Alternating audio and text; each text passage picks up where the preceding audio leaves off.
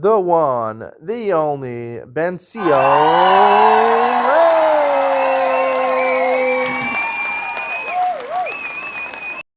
Okay, good evening and welcome to Yeshiva YouTube, just Daf It. Today was Purim here in Israel. Now it's mostly Purim. As you can see, I'm wildly drunk over here, so I don't know when you get to this year. Okay, let's get started. Daf Yomi already did. People are looking at me like, why am I learning today? I said, listen, Daf Yomi does not give you breaks. There's no chance to catch your breath. Let's start from the second line of Mem Gimel and Aleph. We're trying to figure out, according to one opinion of Rav Huna, on yesterday's daf, he says that for Tuma and Bia you could be chayav. I mean, you can be separately as a Nazir be chayav for contacting Tuma, for touching Tuma, and also for Oel. How is that possible? He says only if it happened at the exact same moment. The Gemara says if you come into a house, right? First your hand comes in, and then your body comes in. So first, the house is considered filled with Tuma. So it's like you touch Tuma. And then when most of your body comes in, then your body is in the oil of the Tuma. So it happens one after the other. So that's not a good answer. So the second line, El Amor of Elazar, Siraf Yado, Mishum Tuma Ika, Mishum Bia Leka. The Siraf Gufo, Tuma Bia Bahadi Adadika Asu. You thought we're talking about a case where he puts his hand in first. He's walking, he moves his hands when he walks. He's not one of those people. He doesn't move his hands when he walks. If he would put his hand in first, you're right. It would be like he touched Tuma first. And when most of his body goes in, that's being in the Oal of Tuma. Here we're talking about where he held his hands very tightly to his body. So his body came at the same time as his hands. So the Gemara says, even if you walk in with your hands by your side, still your nose is going to come first. Your nose is going to touch the Tuma. And therefore, it's not going to be exactly the same time. El Amarav Hiknes Yado Mishum Tuma Ika Mishum Bia Leka Hiknes Gufa Tuma Bia Bahade Hadade Kaasyan. So the Rav go with the art school. They take the word Yado out and put Rosho over here. Right. Until now, the Gemara thought when you walk in, your face comes in first when you walk, and then the rest of your body. No, he literally contorted his body that his head and his body would come at the exact same time.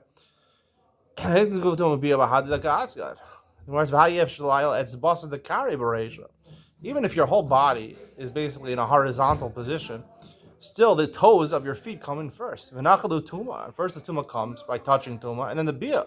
So you can't have the Bas Achas in order to be Chayav twice. El Amar of Papa, B'Shida Teva, Migdal, Ubachavero, Para Alaves Maziva. You hear some background music over here.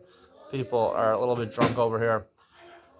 He came in with a Sheda Tova Migdal. He came in with a carriage or something like that, or a closet.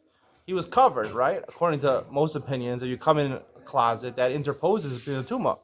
And then while most of his body came inside the house, his friend, Para Alaves Maziva, he uncovered the roof of the carriage of the closet. The Tuma. Then at that time, the Tuma, touching the Tuma, and being in the oil come at the same time.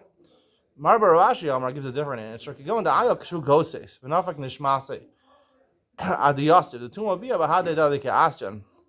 He goes into the house when the person who's dead, right, wasn't actually dead at that point. He was in the process of dying. He was Goses. He was fatally wounded. He's about to die. V'nafik Nishmase, Adiyastiv. And then, by the time most of his body comes into the house, then the person completely dies. So he's on his deathbed. Huh?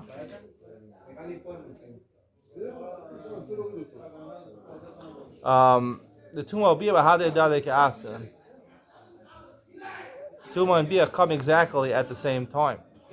Because the time the person actually dies, most of his body is inside the house. Two answers. Tanarabanan.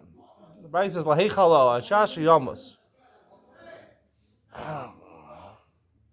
The Brayz says Lahei Chalo. This is talking about a Kohen becoming tummy. There's two Isurim. A Kohen can become tummy, and another can become tummy.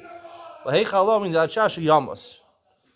The Tanakama says it means he only becomes a Kohen becomes Mechulo when he comes in contact with the person who's actually dead. Rabbi Omer Mosam Yitame Acha Yamus. Seemingly saying the same thing. This is talking, and Muslims talk about a Nazir. A Nazir becomes Tameh when the person is actually dead, fully dead. My benayu. What's the practical difference on a common Rebbe? I'm Rabbi Yochanan, Mashmos Darshan benayu. They're basically saying the same thing. They just derived it from different psukim. Reish Lakish Amar goes to Zika benayu. Reish Lakish, no, there's a practical difference. According to the Tanakh, it says in Leichalo, Afilu Goses. Heichalo means to become mechulal, right? Become debased, right? Even if the person is not fully dead yet, he's on his way of death, so therefore you become debased. According to B'mosam, you actually have to die. We'll talk in Yom Ben Sion on the difference between a Nazir and a Kohen, according to Reish Lakish. Ashion was in, goes his law, goes his not. So the Gemara says, still, the Bryce, Tanakam and Rebbe say two different sources. The Tanakam was say Leichalo. Why is the Torah say Mosam? It's redundant. They buy the Rebbe to teach you Rebbe's teaching. The Tanya Rebbe Yomer Mosam. Ain't a matame el matame benagasam zivasam. A Nazir is not allowed to be matame to a corpse tumah, but he could become in contact with a mitzora or a zav. He's only mitzuva on a corpse tumah. Ulman damar Mosam. The one who says Mosam lahai svara. Where it says it's true, it must be. This is halacha. Everyone agrees to this. So you must need b'mosam. You need it for that svar to teach me only a corpse tuma and not negoyim, not saras or zav. It should say b'mos. My b'mosam. The extra mem. Shmas mem tarta. You learn both things from it. According to the second man, or Rebbe, you said b'mosam haksiv leichal. Why is it the word leichal? It's redundant. Leichalo lahaki dasa misha eno mechul yazeh shemechul va'omid. A Kohen, it can only become Tameh if he's not allowed to become Tameh if he's not presently holding on to a dead person. But if like we learned yesterday, if he's Tumah B'chibur and he has a corpse on his back, so there's no Isser for him to come in contact with a dead person. The one who says Meleichalo, right, he needs it. Everyone agrees that this is true. Tumah B'chibur, and we agree with. The extra vow, you learn two things. The Gemara has a question. A person does not transmit tumah until he actually dies. Even if he's fatally wounded, even if he's on a deathbed, right, and he's in the process of dying, he's not tumah until he's actually dead. Right? According to the one who says leichalo, according to Reish Lakish, right? Right? According the Brisa says that you're not matame. According to Reish Lakish, Eichalo comes to tell you a goses is forbidden. You can't become in contact with tumah of a goses. So I say, in order to transmit tumah, right? That's in terms of transmitting tumah to someone else. Like the Brisa says, the person has to actually be dead. However, in regards to the pasuk leichalo, which specifically by a Kohen and not by a Nazir, we'll talk more about this in Yom Ben Sion. When it comes to mechulal, making yourself debased by coming in contact with a corpse, ha'ischel, even if you come in contact with someone who's on his deathbed, that's gory enough to be debasing and to lose honor as a Kohen. We'll talk more about this in Ian with Ben Sion. The Gemara says, Mem Gimel and Beis, Amar Rav Chisda Amar Rav, some more halachas over here about a Nazir and a Kohen. Nazir and a Kohen, at least a Kohen, is allowed to come in contact with corpse tumah as long as it's one of Shiva Krovim. The Zion Krovim, he's allowed to. What about Nikta Rosho Shalav Eno Matamalo? Even though normally his father dies, he can bury him. He can come in contact with his father's tumah to bury him. If his father was decapitated, he can't bury his father. He can't come in contact with his father. My time, Amar Kra La'aviv, for his father. Bisman Shu Shalim. Aviv sounds like he's complete. Lozman Shu Chaser, if he's missing part of his body. No, Amar Leir of Hunam Nuna, Elamaatel, Gazlava Pixa de Arvos, Upaskul Gabe Reishe. If he's going with his father through some wilderness and some people come and chop off his father's head, bandits over there, Achanami de Litamale, he also shouldn't let it become Tameh. Amar Le, Mis Mitzvah Kamris, right? Is it possible to think that he can't go bury his father? Amar Le, Mis Mitzvah Kamris, even though he's not, right, his father anymore in terms of becoming a Tameh, he's still a Mis Mitzvah Kamris. If he Not only could a Kohen Matame himself as Ein Krovim, also Ramei Mitzvah, we learned also the Gemara elsewhere in Megillah and other places that you could become Tame. So as long as he's not his father, he's a Meis Mitzvah. So if for other people, he's not a relative, certainly his father's Meis Mitzvah, he could become a Tame himself. Lo Kol Shkein, High Meis Mitzvah, the Gemara says, is this really a Meis Mitzvah? Atani Ezu Meis Mitzvah, Kol Shkein Lo Kover. He has no one to bury him. If he can call out and other people will come help him, that's not called a Meis Mitzvah. But how you slave bra, and he has a son with him who can call out, make a phone call, and call Chaver, or call Zaka, and come to help bury the father. Remember, it says, came into Kazal Orcha, Kamishain Lo Kol from Dummy. Since he's going on a wilderness, a path that's not trodden by a lot of people, that's called a situation. Even though technically now we have technology, you can call someone up. It's like a situation where you're the first responder, and it's a Meis Mitzvah. Meisive. Right? It says, Lo Yitama. Your sister, you become Tame. Lahu Mitma. Become Tame. A Kohen can become Tame for his dead sister. He can't become Tame for a part of her body. Shall Aviv. Because even for his father is closer to you than your sister, right? If your father loses a limb, right, and you want to bury that limb, you're not allowed to matame yourself for that. However, the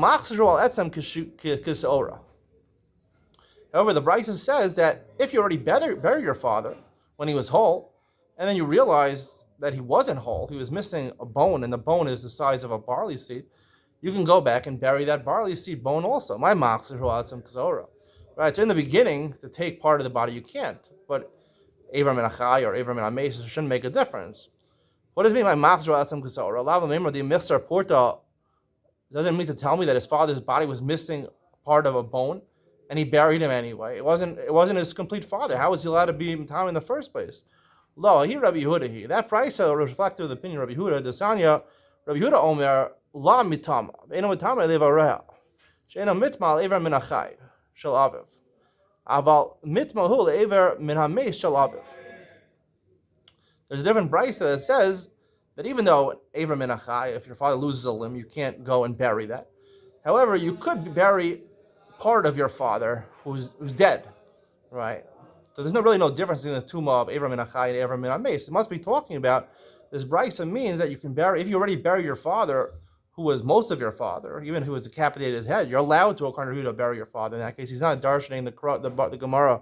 La'aviv Bismanshu Shalom Lo Bismanshu Chasar. Rabbi Yehuda doesn't hold to that. If most of your father is there, you could bury him. And if you buried most of your father, then you can go back and bury a limb that wasn't buried, or even a bone the size of a barley seed that transmits tumor the size of a barley seed. For that, you can go back and bury the rest of your father once you buried most of your father in the first place. So Rabbi Yehuda holds he doesn't make this drasha to differentiate between a complete person and a person who's most of the person, just missing a head. We'll talk more about what percentage of the body has to be there to be buried going forth tomorrow. That will conclude today's share over here. It's Purim. I'm sure everyone's drunk. Hope you enjoyed today's share. Stay tuned for Ian Ben Sion, where it seems, according to the Maskan of the Gemara, Mem Gilman and Aleph, we have a very interesting difference between, according to Reish Lakish at least, which maybe it's not the halacha, between a Nazir and a Kohen. Both are forbidden to come in contact with Tuma. There's a fundamental difference. He uses two different words, a Mosam and Leichala. We'll talk more about that. Ian Ben Sion coming up next.